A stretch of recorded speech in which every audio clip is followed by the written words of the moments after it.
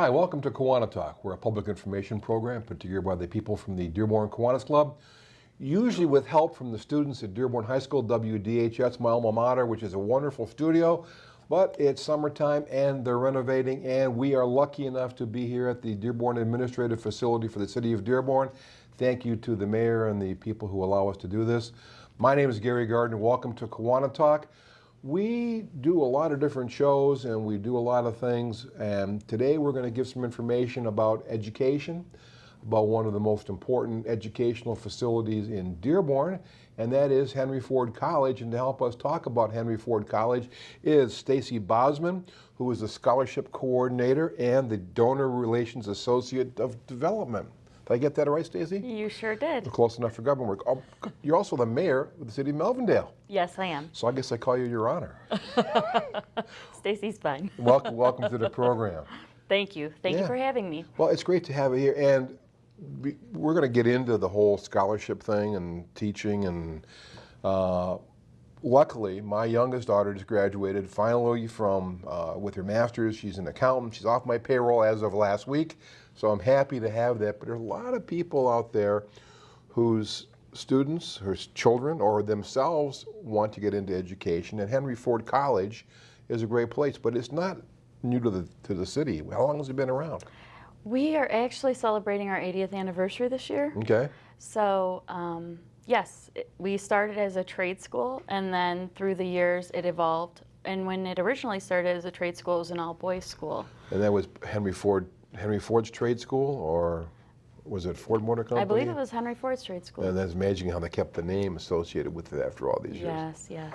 And a trade school is part of the history of Henry Ford, but it's gone way beyond that. But let's talk about the trades first of all, how important that was to the growth, the initial development of Henry Ford College.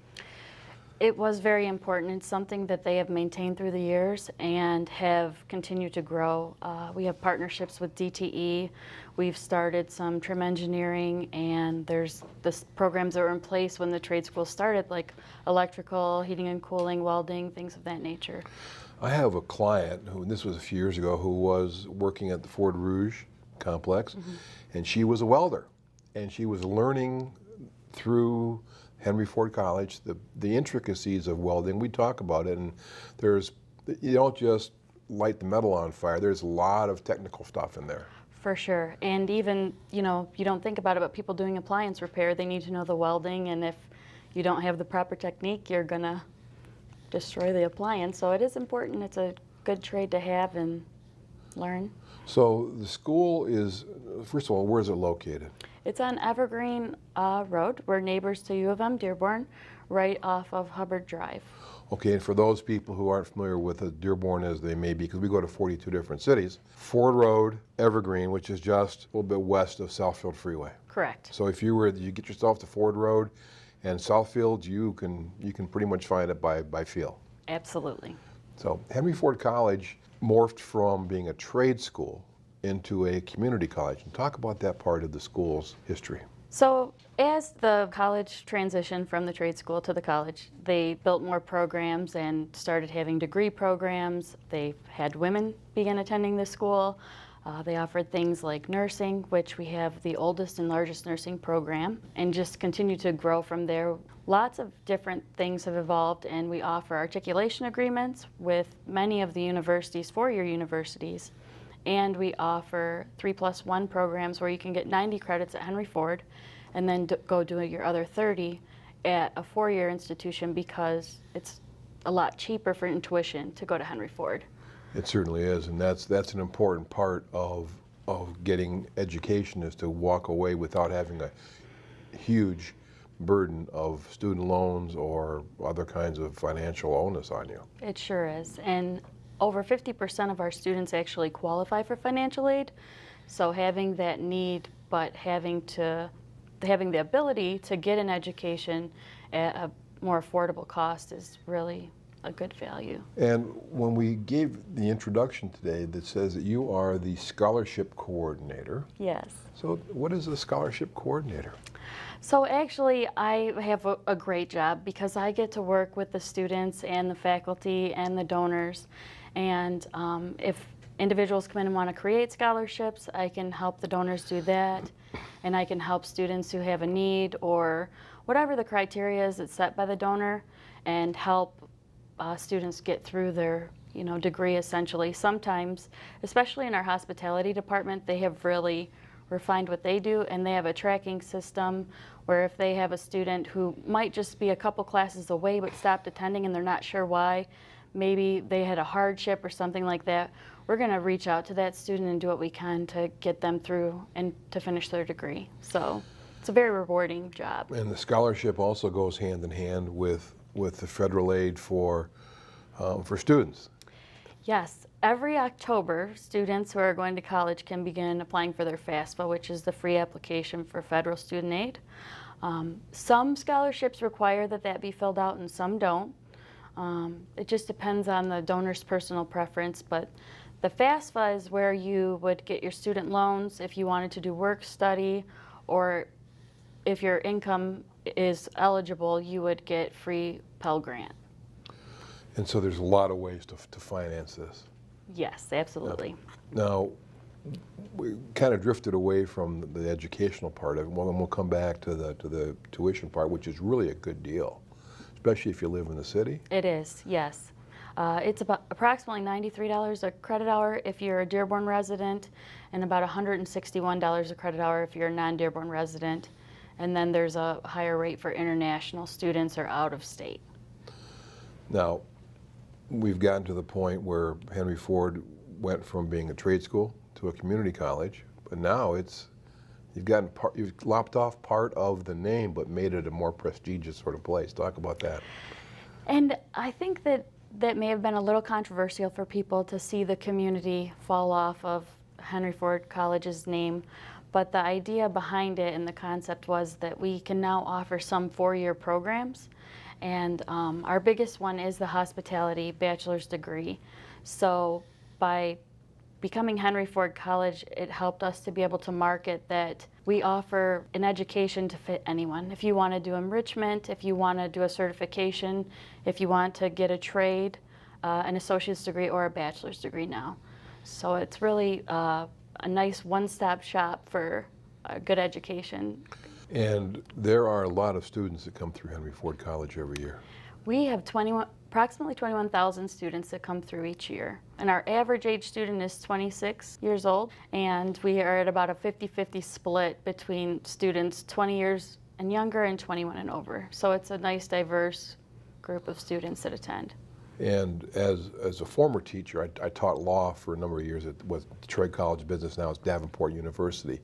I liked having the older students because, one, they were there because they wanted to be there rather than that their parents told them, you are going to go to college. Right.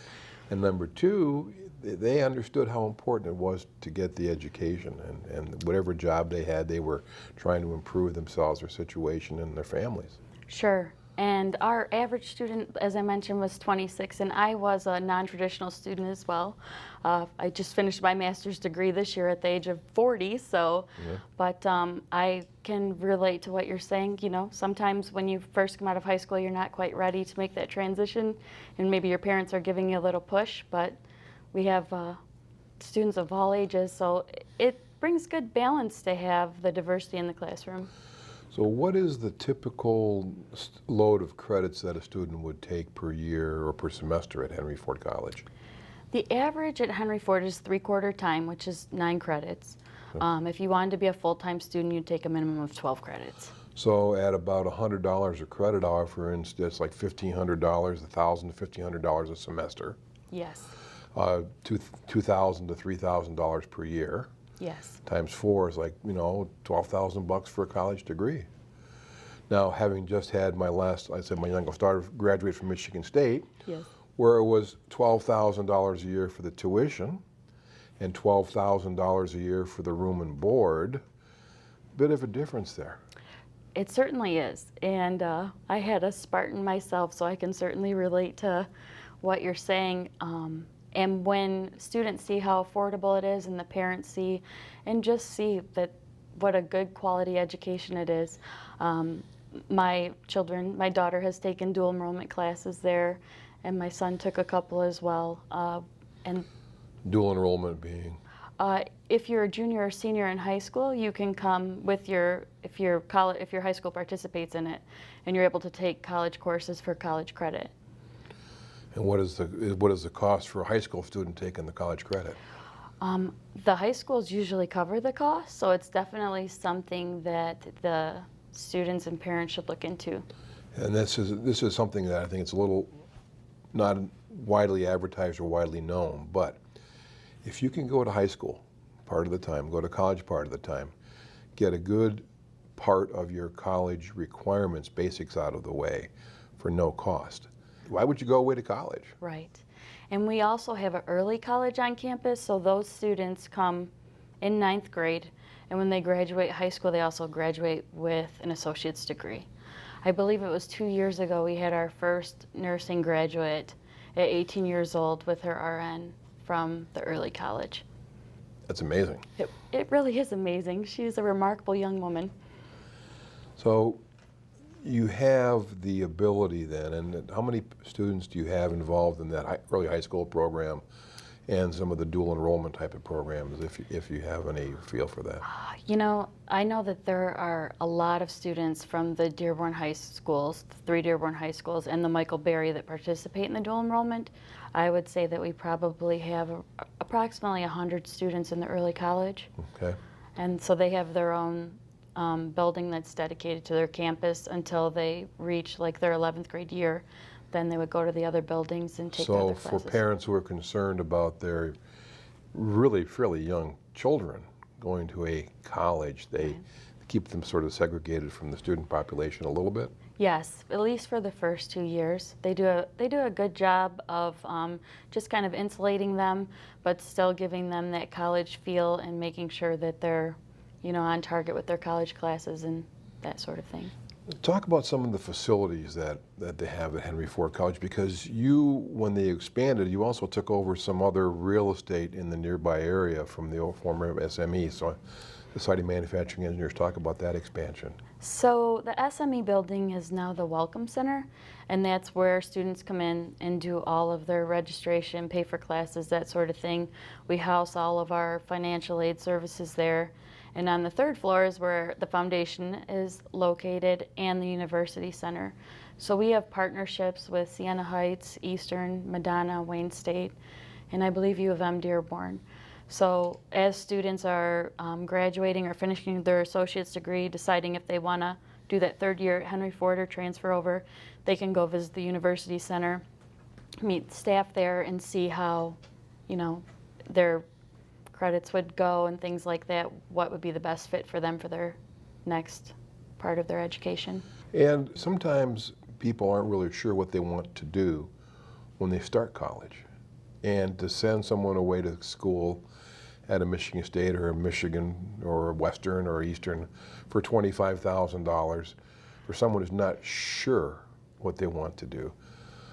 There's more than just nursing and other programs at Henry Ford College. People can get a pretty good understanding what they want to do you think there? Absolutely. And coming in, there's something called a macro agreement. So the students can see the counselor, and this would be a listing of classes that if they stuck to this course guideline, those credits would transfer to all the participating universities that were listed. So if they weren't sure and they wanted to, you know, get a feel for college, but not sure what their degree was going to be, that would be a good start to get some classes that they knew that they weren't going to lose as electives maybe if they went somewhere else. And again, you have a wide enough variety of classes, and the basic core is there. They get accepted at those other participating colleges. Why would you, other than the fact that, why would you go away to college? Well, I think sometimes... I know why I did, but anyway. That's kind of what I was going to Yeah. say. Some students have the stigma, you know, you think, oh, I'm going to be 18, I'm ready to go, but in other kids, it's a great experience for them to come and get that first year or two under their belt, and they kind of get to see what's happening and get a better feel so that they're more comfortable when they make that transition on and leave home. And That's what that is. Well, we're going to take a break right now. We're about halfway through the show. We're talking with the Honorable Stacy Bazman, who is the mayor of the city of Melvindale, but also the scholarship coordinator and donor relations associate for Henry Ford College. We're going to talk more about some of the programs and some of the awards and some of the things that are going on with Henry Ford College. Don't go away.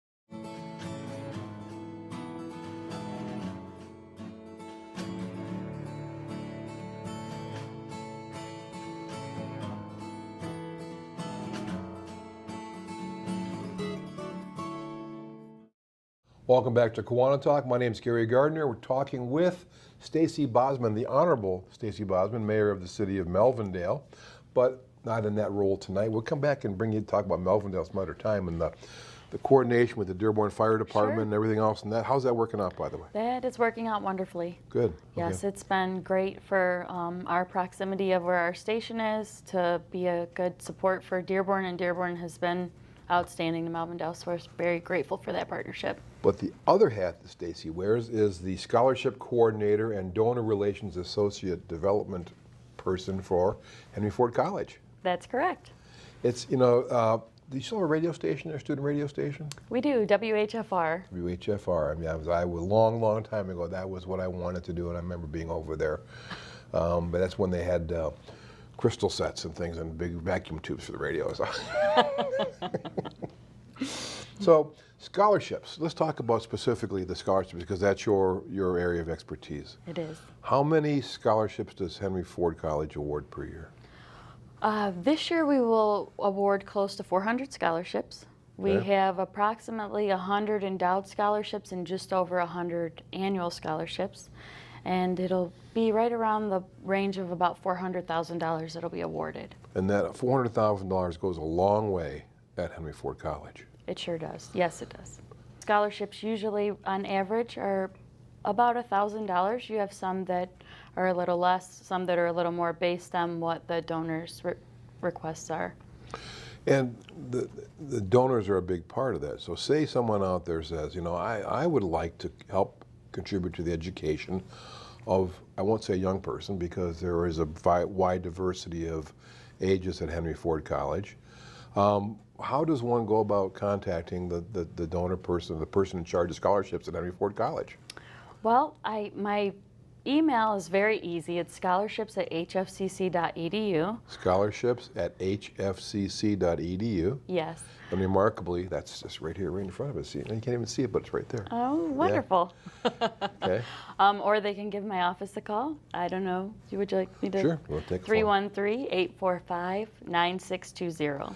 And ask for Stacy Bazman, Yes. and you're in charge of that. So, if I wanted to create a scholarship, a regular scholar, or give some money for a scholarship, is there any minimum that you'll take? For an annual scholarship, the minimum would be $500, and endowments start with an initial gift of at least $10,000, because an endowment is something that's going to be continued to be awarded every year based off of the interest that's earned off of the scholarship. Okay. And so the people who receive the scholarships, is it based on need, on merit, or combination, or how does it work? Essentially, it's up to the donor. We have one scholarship that is exclusively for a student who graduated Allen Park High School. We have one for Lincoln Park High School. We have a few for the Dearborn High Schools. We have some that are exclusively for adult students that have a financial need.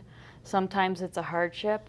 Sometimes a donor says, I just want to show that you are performing academically, so you have to have at least a 3.5 GPA.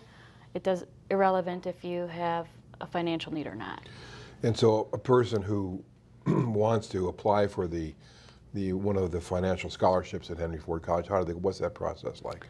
Every year, January 1st through March 31st is the scholarship application period, and you go to hfcc.edu/scholarships, and you can view and apply for scholarships there. The scholarship selection committee usually meets sometime in mid to late April, and then students are awarded in May. I suppose one of the really fun parts about your job is letting people know. It is, because sometimes, I've had students who have come in and cried, you know. We had a student a couple years ago who her car was stolen, and she was in her last semester of nursing, and all of her books were in the car. And, you know, your heart just ached to talk to her because she said, didn't they know I was a college student and see that those were my books in the seat when they got in my car and took it?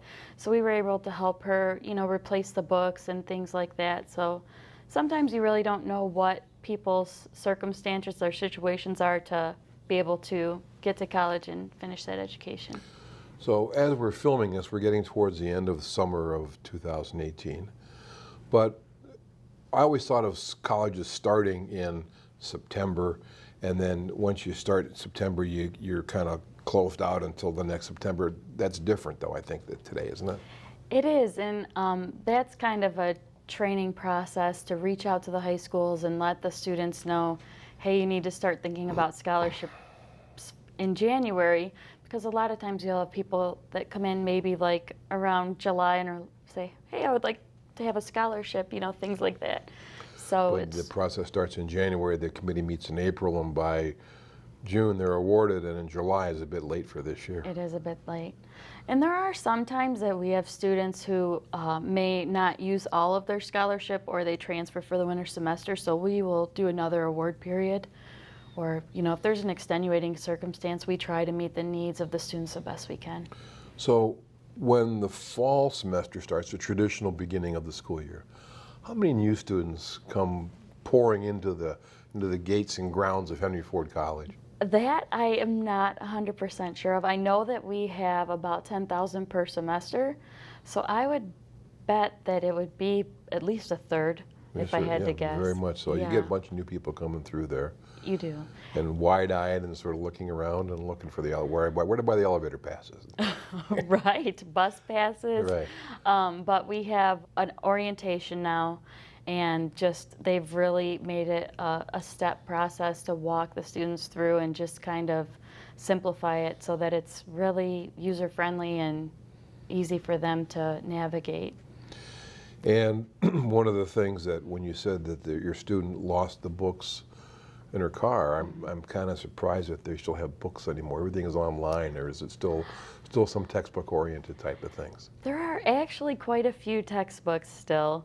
Some of them you just buy the online access codes, so it does vary by what you're taking, but with the nursing, I think that the textbooks are handy because they look up a lot of, you know, diagnoses and things like that for classes. Right. So what are some of the things that are coming up in the fall of 2018 and beyond at Henry Ford College? This Saturday is Super Saturday at the Welcome Center from 9 to 1. Yeah, this is August 18th, so we may be on the air after that, but Right. really mid to late August every year. Yes. Super Saturday for people who want to come out and take a look. If parents aren't working that day and their kids might need a little help just kind of getting acclimated to what's going on with college, they can come in with them, help get them through the enrollment and the financial aid process. So everything's open for the day to help them with that.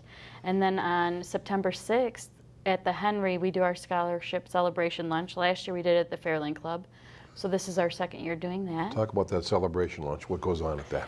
We invite all of the scholarship donors and all of the scholarship recipients so that they get to meet each other face to face.